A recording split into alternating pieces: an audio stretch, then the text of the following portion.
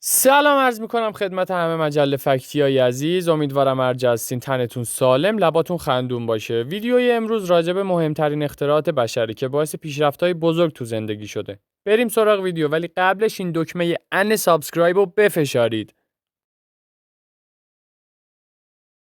منسوجات از جمله انواع پارچه از دوران ما قبل تاریخ تولید می شده. منسوجات جزوی از همه کاره‌ترین اقلام روی زمینه. اونا سرپناه و لباس، بادبون، پرچم و حتی هنر رو فراهم میکنن. کاربردهای بیپایان منسوجات اغلب به نوع مواد مورد استفاده بستگی داره. خواه از حیوانات، گیاهان، مواد معدنی استخراج شده باشه یا اخیراً از مواد مصنوعی. سازگاری منسوجات با استفاده از اونها به عنوان بوم برای چاپ و تزیینات بیشتر میشه. شاید اگه این وسیله کشف نمیشد، زندگی و فرهنگ و تمدن شهری هیچ وقت شکل نمی گرفت. میخ اختراع مهم دوم در این فهرسته که حدود 2000 سال پیش به فهرست نوآوری‌های انسان اضافه شده.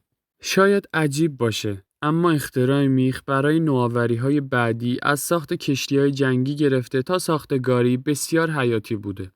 تا حدود سال 1790 میلادی، یعنی حدود 230 سال پیش، میخ به صورت دستی ساخته می شده و میخ‌های یک شکل و یک اندازه در واقع کاملا جدید هستند. پیچ هم به اندازه میخ قدیمیه و نخستین بار در یونان باستان اختراع شده. خداوکیلی ببینین، این یونان باستان مهد علم و دانش و صنعت ها. شاید با خودتون بگینین کجاش اختراع مهم بشریته، ولی باید بهتون بگم تا قبل از این اختراع انسانهای زیادی بر اثر سرماخوردگی و عفونت شدید جون خودشون رو از دست میدادن. الکساندر فلمینگ با کار روی عفونت زخم و کشف آنزیم لیزوزیم، یک آنزیم ضد باکتریایی که در اشک و بزاق یافت میشه، در سال 1923 موفق به کسب جایگاهی شناخته شده به عنوان یک باکتری شناس کاردان شد. با این حال کشف پنیسیلین در سال 1928 که آغازگر انقلابی در میون آنتیبیوتیکا بود، به اون شهرتی ماندگار در طول تاریخ بخشید. سرانجام پنیسیلین در سال 1944 میلادی به تولید انبوه رسید. خب اختراع بعدی خیلی جالبه، خیلی جدیده. لامپ حبابی، همین لامپ‌های رشته‌ای که هنوزم تو خونه‌مون هستن و توماس ادیسون آمریکایی اختراع کرده. ادیسون رو البته بسیاری با کشف الکتریسیته میشناسن، اما اون ده‌ها اختراع مهم دیگه هم داره. اختراع لامپ ساعات تاریکی شب رو به طول زندگی روزانه اضافه کرده و به این ترتیب به تنهایی سهمی بی‌نهایت و مهم در رشد اقتصاد امروزی ما داشته. ادیسون در رقابت ساخت لامپ کم هزینه و کاربردی پیشتاز بود. اون و تیم پژوهشیش بیش از 3000 طرح لامپ حبابی رو بین سالهای 1878 و 1880 آزمایش کردند. ادیسون در نوامبر 1879 اختراع لامپ الکتریکی با فیلامنت کربنی را ثبت کرد. چرخ، اختراعی که ما خیلی از اون استفاده کردیم، به هزاره چهارم قبل از میلاد برمیگرده. ثابت شده که نمیشه اختراع واقعی چرخ رو به یک فرهنگ واحد نسبت داد، زیرا تصاویری از استفاده از اون در مصنوعات فرهنگ‌های به ظاهر مستقل در سراسر جهان ظاهر شده. اولین نمونه روی یک گلدان سرامیکی به نام گلدان برونوسیس مربوط به قبل از میلاد و در سال 1976 در لهستان امروزی کشف شده. این گلدون یک وسیله چهارچرخ رو نشون میده که توسط یک جفت حیوان کشیده میشه. در طول هزاران سال چرخ توسط فرهنگ‌های مختلف از نو ساخته شده. به ویژه موارد قابل توجه شامل پره‌هایی که به تمدن هارپا نسبت داده میشه و تایرهای لاستیکی که به یک ایرلندی به نام جان بوید دانلوپ نسبت داده میشه. منصفانه است اگه بگیم چرخ به عنوان محبوب ترین اختراع در تمام دوران به اوج برسه. اختراع باروت به چینی‌ها نسبت داده میشه و گمان میره که در جستجوی معجون جادویی کشف شده باشه که از قضا زندگی ابدی رو فراهم میکنه. قدمت اون به قرن نهم برمیگرده و با فتوحات مغول به رهبری چنگیزخان گسترش یافته و به سرعت به دست اعراب، هندی‌ها و در نهایت اروپایی‌ها افتاده. سلاح‌های باستانی که از باروت استفاده می‌کردند شامل مجموعه‌ای از وسایل ترسناک از منجنیق‌ها، پرتاب‌کننده‌های بمب توسط مغول‌ها تا اژدرها و توپ‌های دستی مورد استفاده اعرابه. اگرچه این فناوری به سرعت برای مقاصد نظامی مورد استفاده قرار گرفت، اما مدت زیادی طول نکشید که برای استفاده‌های بعدی از پاکسازی مین گرفته تا ساخت کانال در اروپای قرن 17 تغییر کاربری داد. اینترنت یک زیرساخت شبکه است، در حالی که شبکه جهانی وب راهی برای دسترسی به اطلاعات در رسانه‌های اینترنتیه. پدر وبسایت جهانی یک دانشمند کامپیوتر بریتانیایی به نام تیم برنرز-لیه. وی در حالی که به عنوان یک مهندس نرم افزار در سازمان اروپایی پژوهش‌های هسته‌ای در ژنو سوئیس کار می‌کرد، متوجه شد که مشکلی در به اشتراک گذاری اطلاعات وجود داره. تیم برنرز-لی در 25 دسامبر 1990 به کمک رابرت کیلیو و یک دانشجوی جوان در سرن اولین ارتباط موفقیت‌آمیز بین یک میزبان و کاربر پروتکل انتقال ابرمتن را از طریق اینترنت برقرار کرد. مشخصاتی که اون از HTTP، URL و HTML استخراج کرده بود به عنوان فناوری وب منتشر شد. به اعتقاد تیم برنرز-لی، اینترنت منعکس کننده بشریته و با تمام زشتی‌ها و زیبایی‌هاش، اهمیتش اونقدر زیاده که باید یکی از موارد حقوق بشر به حساب بیاد. تأثیرگذارترین واکسیناسیون اولیه شامل یک خدمتکار شیری، یک پسر 8 ساله و یک پزشک انگلیسی به نام ادوارد جنر در دهه 1770 بود.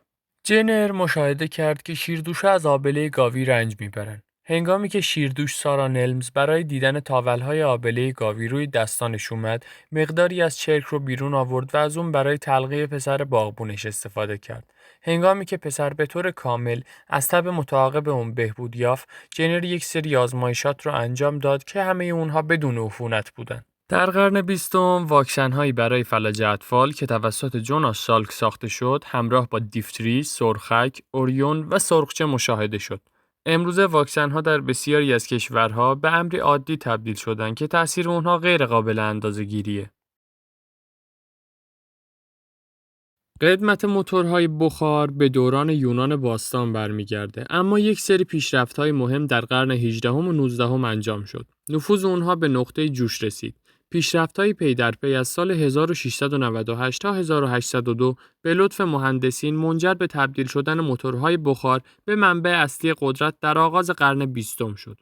موتورهای بخار با نیرو دادن به پمپ‌ها، قاطرهای چرخان، ماشین‌های بافندگی و حمل و نقل در دریا و خشکی انقلاب صنعتی را به وجود آوردند.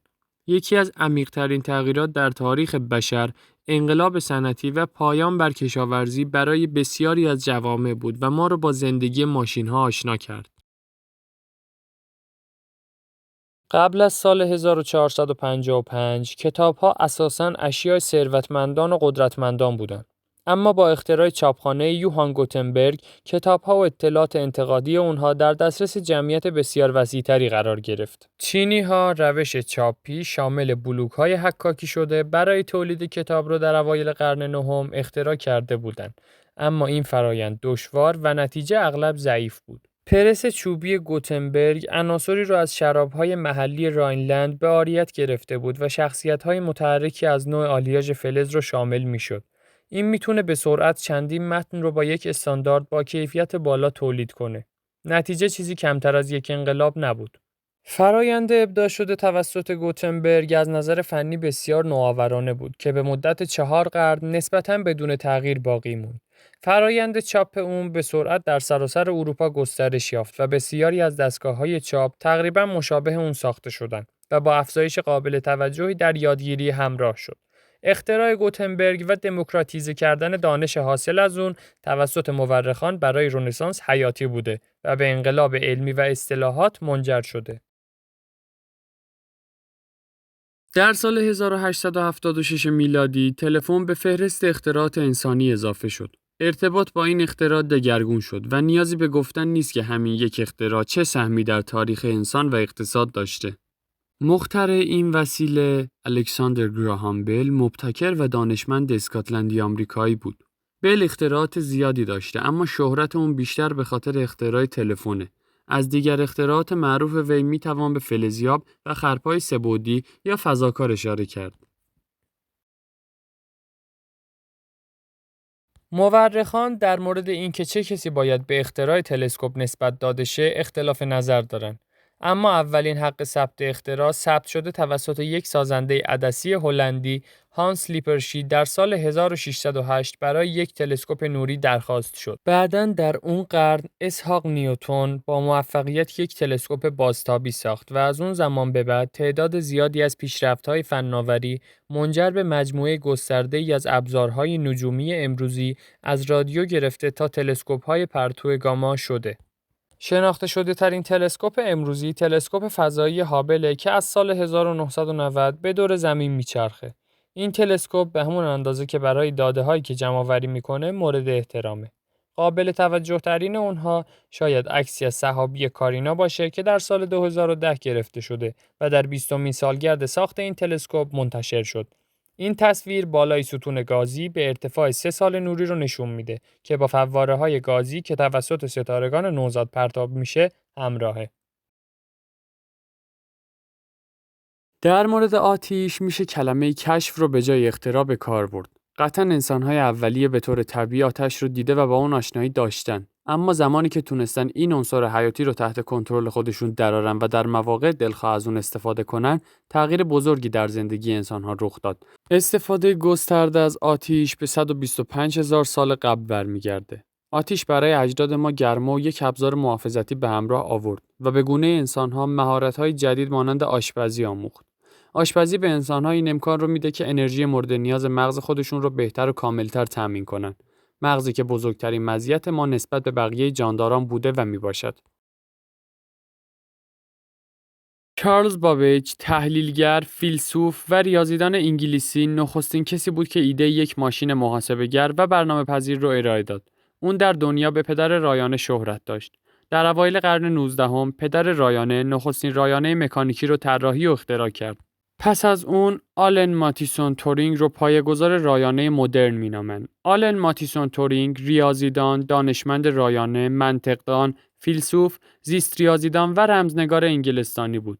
تورینگ به عنوان پدر علم محاسبه نوین و هوش مصنوعی شناخته شده و مهمترین جایزه علمی رایانه به افتخار وی جایزه تورینگ نام گرفته. بدون بنزین قطعاً تحولی در صنعت خودرو به وجود نمی اومد. بنزین یکی از مشتقات سوختی نفت که به اختصار به اون در ایالات متحده گاز و در سایر نقاط جهان بنزین میگن. به طور خاص بنزین مایع شفاف و مشتق شده از نفته که به عنوان سوخت ضروری در موتورهای احتراق داخلی استفاده میشه.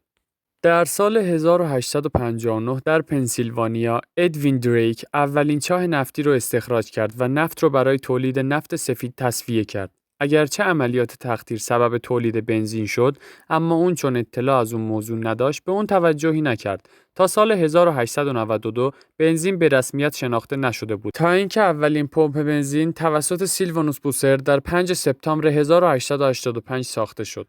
خب دوستان رسیدیم به ته داستان. امیدوارم از ویدیو لذت برده باشین. انگشتای مبارک رو بفشارید روی ساب و لایک برای حمایت از من. زنگوله رو هم روشن کنید که به محض آپلود شدن ویدیو خبردار شین.